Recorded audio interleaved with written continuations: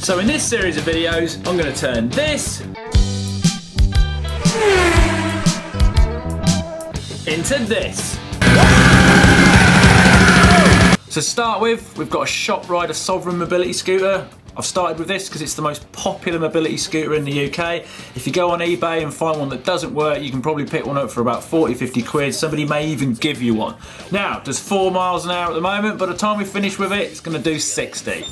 Better get on with it then.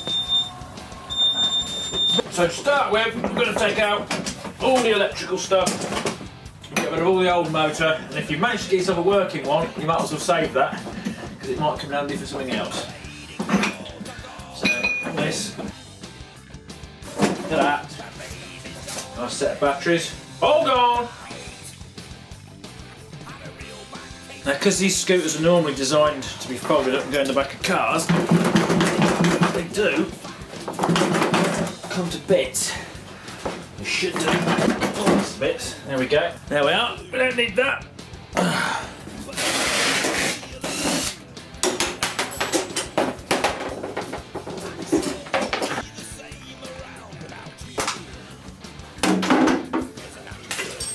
Right. Okay, got the base. Now we need to start adding our own bit of chassis.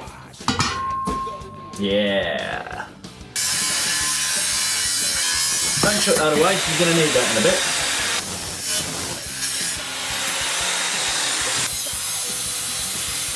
Okay, let's trim the frame up. Looks a bit like this now. So just get these bit of box section and weld them on here. Square.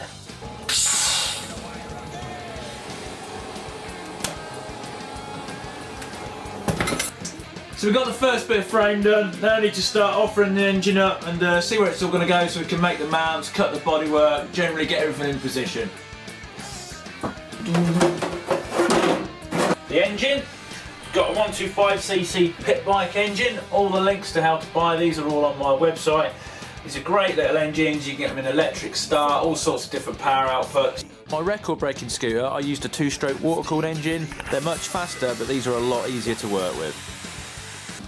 Right, that's the engine position sorted. Now, you may have noticed that the chassis stops a little bit too short. Well, I meant to do that because we're going to put these extenders on, but we're going to put them on underneath and then they'll pick up just the right height for the bearings for the back axle.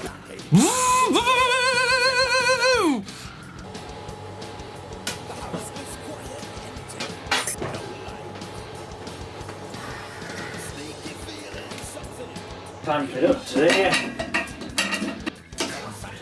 That's where our engine's going to go. This one's lifting up now because it's sat on the floor. Now you have to make the engines quite low on these things because you've not got a lot of room above it for all the carb and stuff like that. So I'm just going to stick a little bit of plate where this bit of wood is. And for now, that's the only engine mount we're going to do, but there will be one later.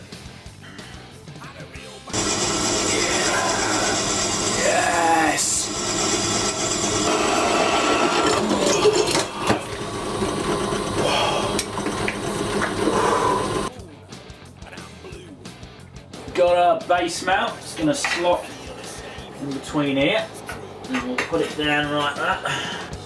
Get it to an acceptable level. I'd say that's acceptable.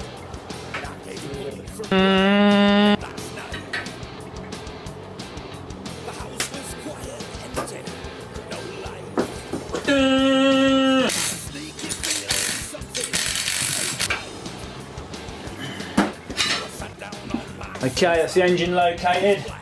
Next video, I'm going to make the rear axle, set all the brakes up, and right, that's it, because that's quite a lot of work.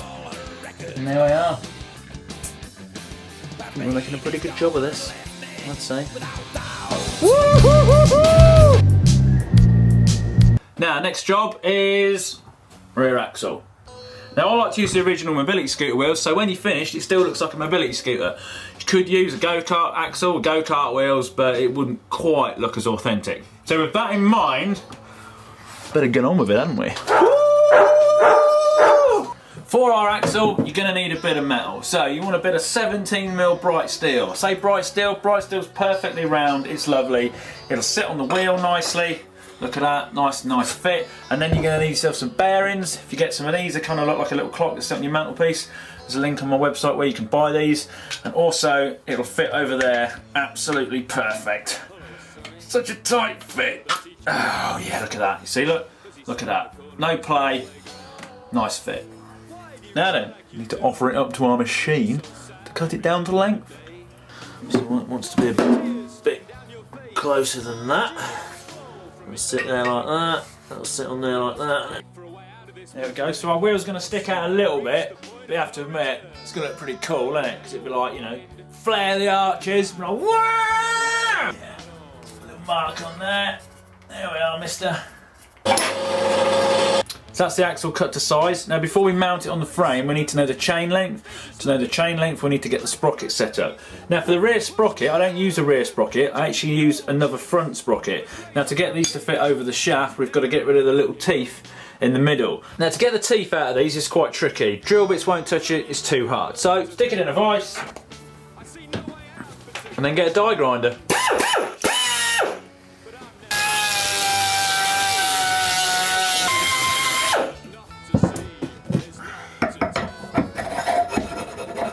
Lovely job. Sprocket now fits over the shaft, but it's a little bit wobbly. We don't want that. So if you get one of these collars, details also available on my website, push that over. They're a really nice tight fit, and then just slide it down, butt it up to that, and that will stop it rocking. But it will be rocking.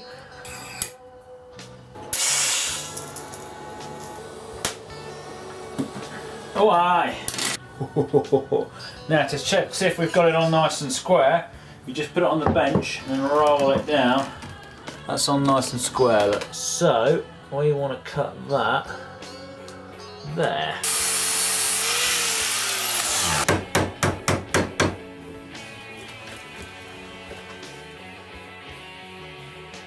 Okay, so we've got the chain on. Now we can pull the axle back and then work out where to drill our holes to fix the bearing into the frame.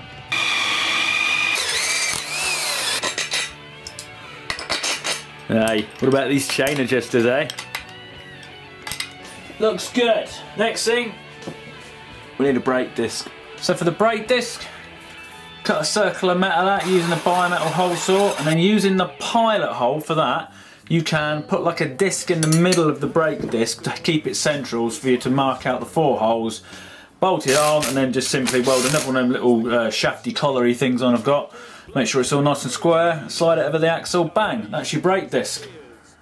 Yeah! The caliper's actually off a kid's quad bike, which is really good because they have a right hand brake lever for the back brake for some reason, and then you just mount a bit of a plate to it and then slide that over there and then fix it to either the side of the frame or the plate that we put the engine on. Okay, nearly there. 2 more things to do. First thing, we'll need to put a centre bearing in, because when you accelerate at the moment, this is just a mild steel axle. It's just going to bend it. So I've kind of pressed the bearing into a bit of tube, and then we'll fix it to the back of the engine mount. But if you can't do that, then you can use one of these bearings, and they'll clamp in and be about the right distance apart, but you won't have any adjustment in that. And then last of all, we've just got to put some keyways in for the axle. So for the keyway, I've got a mill, so I just do a nice little slot. If you haven't got a mill, I've done it before. If you drill a row of holes and then file out the little ridges in between it, you can do it. It takes a long time and it's not as good, but you know, if you've not got a mill, you've not got a mill. So, and then just drill and tap an 8mm thread in the end, and then it's done. Stick it back on the machine.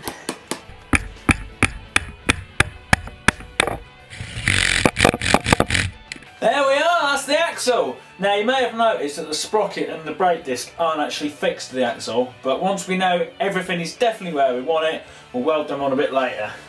Anyway, next video, electronics and the carb, yeah. Right. So the carb, when it comes with the engine, the mount kind of holds it about there, and that's normally fine if it's on the motorbike. That's no good to us because we've got like a plastic cowl, and we've only got about 2.5 inches above the engine. So we need to do away with this, make a new one, and then kind of sit it down here. So it's kind of like comes straight off and straight into it. So I've been to the scrapyard and I found this, look, these little tight little bends. So we're going to cannibalise them and make our own little carb in there. I've got my special saw.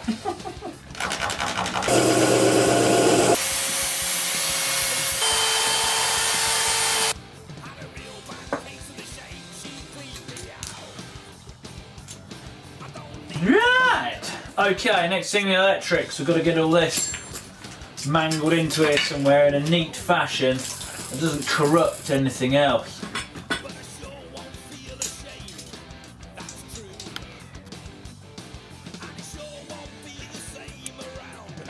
Right, that's got the heart of the electric sorted. We've got most of it all wound down here, all tightly packaged. Stuck the battery up the front, and I've separated the starter circuit because we can do that ourselves up here. And also I've put like a bit of pipe along the bottom to thread the cables through. There's a fuel hose goes in there as well. Because I've noticed these things, they're quite low ground clearance. If you go over like bumps and stuff, it tends to whack the bottom of the frame. So if you put that in there, it kind of protects them. Stops you ripping the fuel hose off and then snagging all the cables. Okie doke, let's put the handlebars on, clutch, accelerator.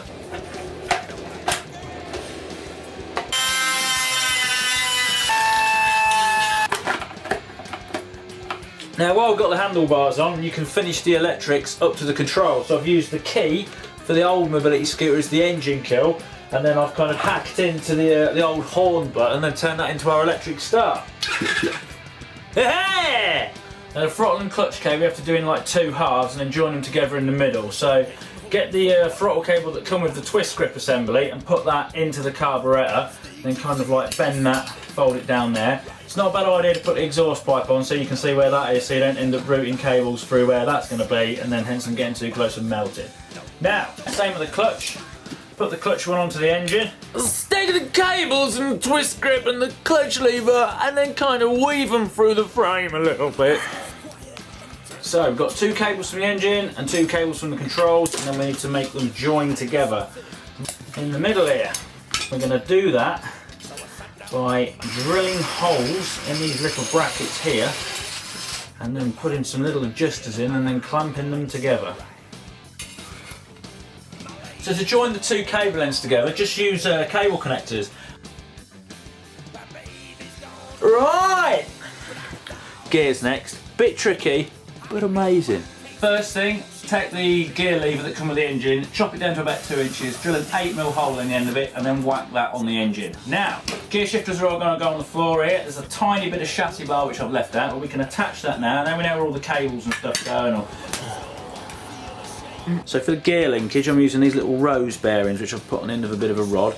If you get female ones, you can just use a bit of threaded bar, but I haven't got any of them, so I've got this. So put that on under here. So I've got a rod coming from the engine, so we need something to connect it to. So I've got these blocks of aluminium, drilled holes in them, and then we'll mount that up underneath the floor, and then our rod will connect to this, and then that will be like a start of our little lever system. And then coming off it, we're going to have like two levers coming off front and back, which will have posts sticking up. So we've got the old cross link in, and we just need to put two little arms coming off it for these to sit on.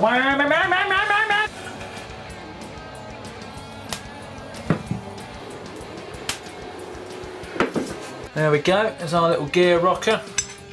Alright, let's put it back on. So we've got our rocker system, which is rocking. Now if we get some more rose bearings, put a bit of threaded bar in the end, and then I've made a little cap for it, but you could do it out of a nut and a washer. And we're going to stick them on our arms so they stick up like that and they'll come through the floor. Now to stop them flopping around, we need to put a little bit of plate around there, drill some holes in it, and they'll be fixed in, and then that'll be our gears. Now rather than putting a threaded bar through it, if you put a bit of pipe over it, it'll get a bit smoother when it goes up and down.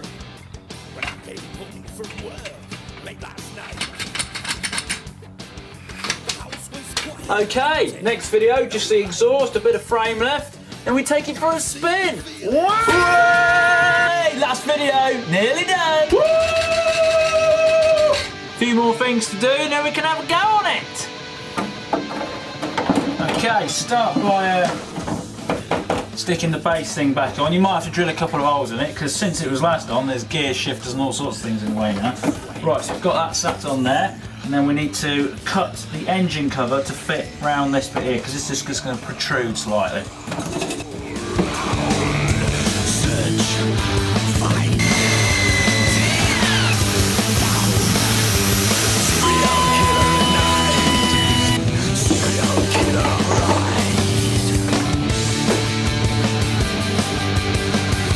Right, Right, now then, mark where the seat post has got to come out, and then we can see now where we've got space, because we've got to put the exhaust system, and then we've got to make the rest of the frame so it holds the top of the engine.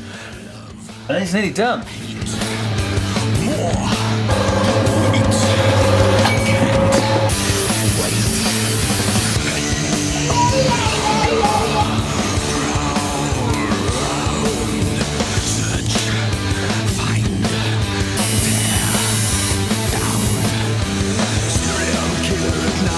Remember this bit from the first video? You need this now.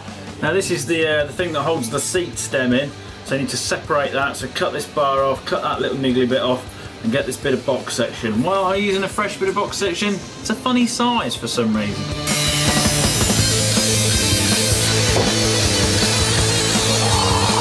Seat post in at the right height, just one more engine mount to do. Now, one thing to consider when you're doing this bit of frame is don't package it so tight that you won't be able to get the engine out, and it's even useful, like these bits, having as like bolt off option, so you can just unbolt them and bolt them back on again. Because if I'd have done them solid, you'd never get the back axle out without taking the whole engine out, and that's not good.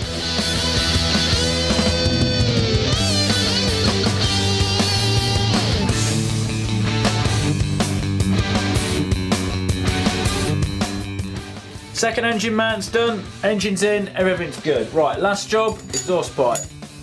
Bit tricky this, but you know, just cut it, bend it. If you can do it on the machine, that's a lot easier. And also, if you split it into two parts, to slot together, then you can get it in and round everything else. Now, the new Formula 1 cars have got like single exhaust pipes going straight out the back.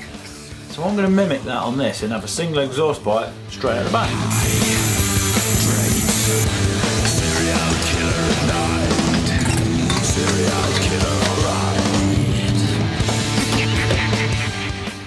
Last job, fuel tank.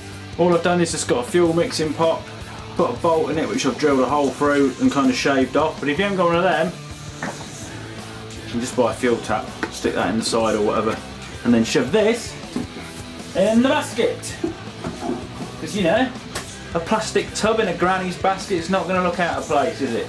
And the fuel hose, which you just stick to the bottom, you just stuff that on. Right, strip it down, paint the frame, finish the welding, boom!